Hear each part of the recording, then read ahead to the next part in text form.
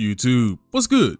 Senju, back at it again with another video. Yet again, my patience has paid off as Throne and Liberty has dropped update 1.12.0. It's time. I already know what's gonna go down in here. I'm ready for it. I'm hoping there's some nerfs, but if there isn't, I know that there's a buff to Spear because, I mean, what else could possibly be in here that I could care about, right? So, let's go ahead and see what else they have to offer for update 1.12.0. As standard timing has been said, the update will happen at 10:30 p.m. on January 8th, and it will last approximately about 10 hours. That is a-okay. Apparently, it's going to be additional database maintenance, which I don't really understand what they need to do that for, but they're probably prepping. Normally, when developers do this, they do it to prep it for a bigger update that's coming later down the line. So this is most likely going to be the prelude patch to what will most likely be 1.12.1 in a couple of weeks. So for now, let's go ahead and see what we have. Star Tree Solstice Pass Point Shop. Due to an issue that caused the Star Tree Solstice Pass Point Shop to close earlier than intended, we will be extending the Star Tree Solstice Pass end date to January the 16th to give players who may have missed out on some Point Shop rewards a chance to complete quests and spend any remaining star crystals. As previously all previously unlocked progress will remain intact. The premium pass will no longer be purchasable after January the 9th, though mission progress will still be available. At the end of the Star Tree Solstice Pass season, your remaining star crystals will turn into quality recovery crystals. Keep in mind that the other battle pass that is not the Christmas battle pass will still be ending at its provided date, which means that we will be getting a brand new battle pass, I believe after this update launches. That sounds about right. If you have not completed your Glacial Star Battle Pass, I would highly recommend that you go out and start knocking out those resistance contracts. That is by far the fastest way to level it up, in my opinion, as you can run that contract about 30 something times or up to 50 times, I believe, depending on if you have or have not done the actual resistance contract quest itself.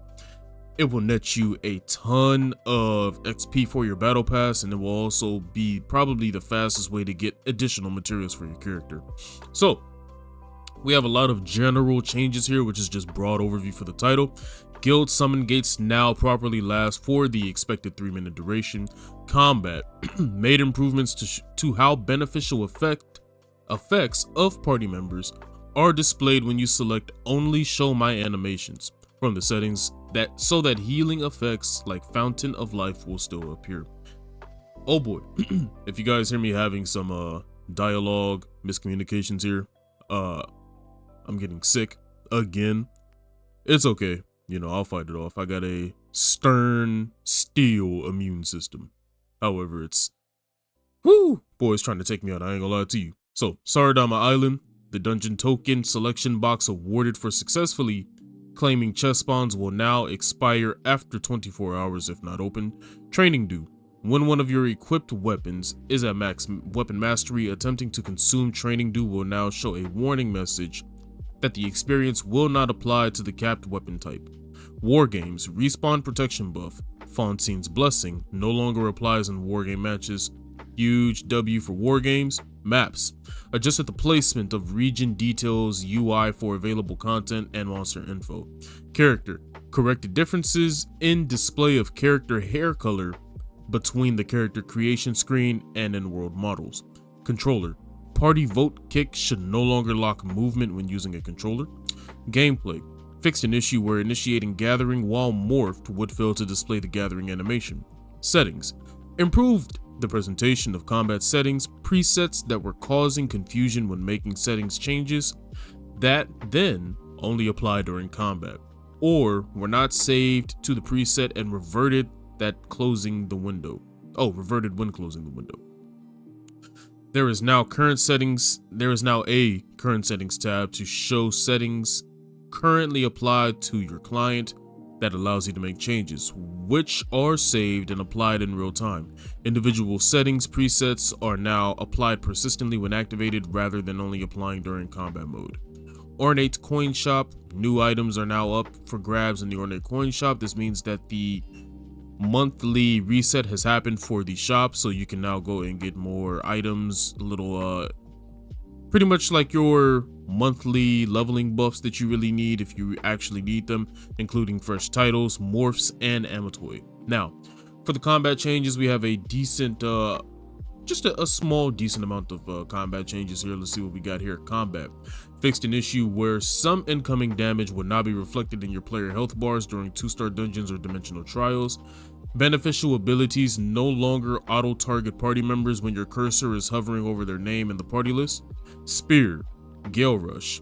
Ability now highlights as available on the hotbar when selecting a targetable ally. That is huge because this ability allows you to break CC on your allies, and the main issue is that you wouldn't actually know which ally was targetable unless you knew they were locked into CCs, and the other problem is that you could sometimes cast this on an ally rather than the enemy because you had no idea that the ally was even available to target, and you didn't want to do that.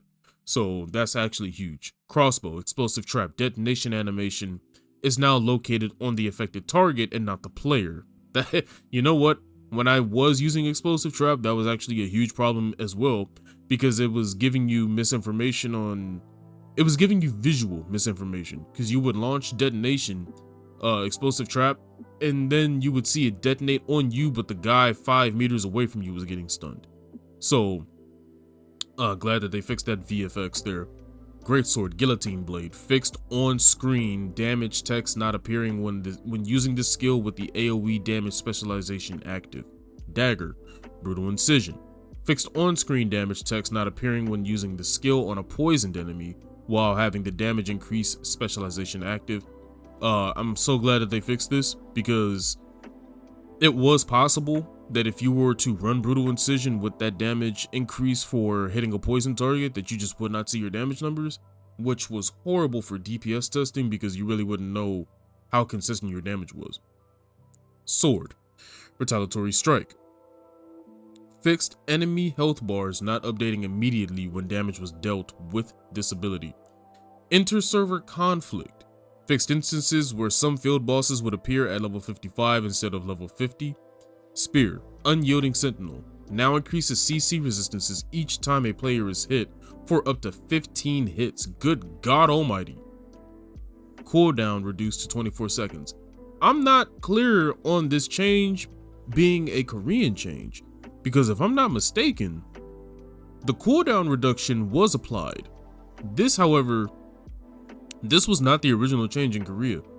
It is, to my understanding, that the way that they did it was that this would apply CC resistances at a base, and the main thing is that you also had a different resistance. I don't remember exactly what it was, but it wasn't stacking. They had actually completely gotten rid of the stacking, so they went back in and changed it again, and now all of your CC resistances will increase based on the amount of damage that you take up to 15 times. And your cooldown is now reduced to 24 seconds, which can be affected by cooldown reduction. That is a huge change for Unyielding Sentinel, and I am so glad that we have this. Now, Spear, Unyielding Sentinel added specialization that removes Unyielding Shield's base effects, and instead grants hit and CC accuracy each time the user lands an attack's. Blessed be, this is about to be the best skill in the Spear's kit. I kid you not. This right here, yes. This changes everything for Spear. Now, Spear, Nimble Steps, now also grants ranged evasion each time a movement skill is used, removes stacking mechanism, and now only applies the... Oh my god.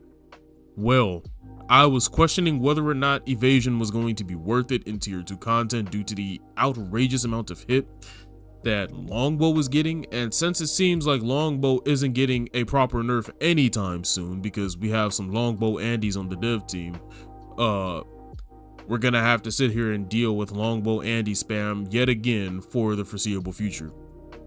Tico, Godspeed, if you guys are listening, we do not care about the Longbow. The Longbow has too many passives and too many bonuses that give you a lot of hit, and it drastically overplays and is outbalanced against every other character in the game. Not only that, Flash Wave is a problem.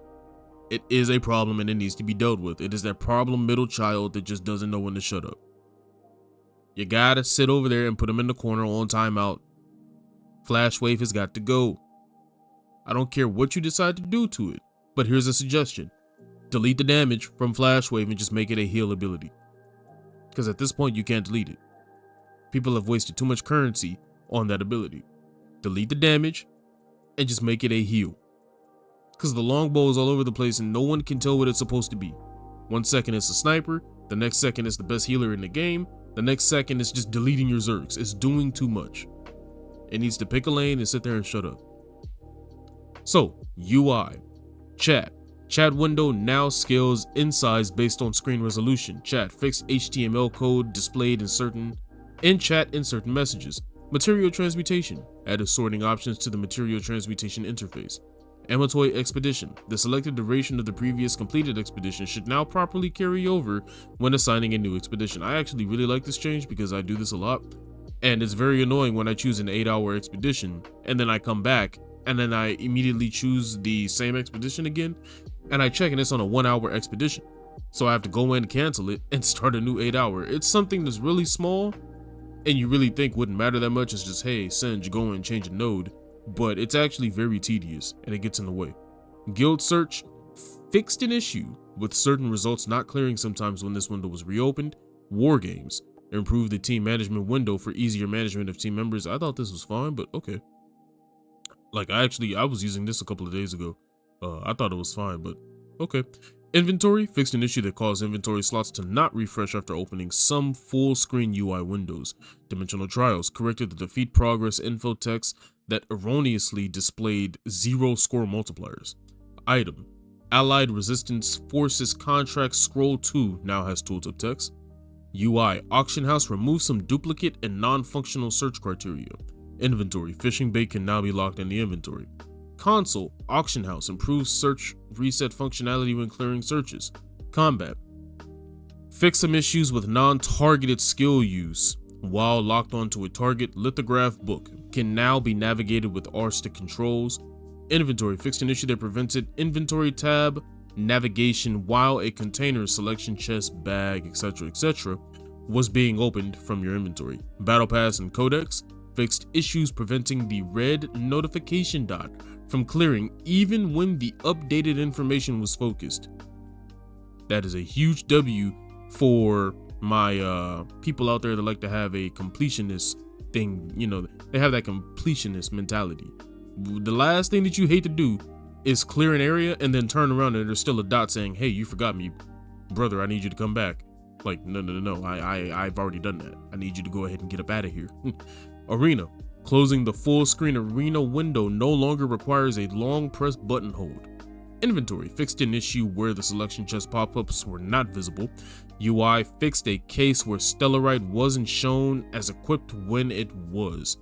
Huge W to this as well. Now, obviously the key points here, we have a ton of combat changes, a ton of general changes, but the main combat changes that we are actually very excited about are all the changes to the spear.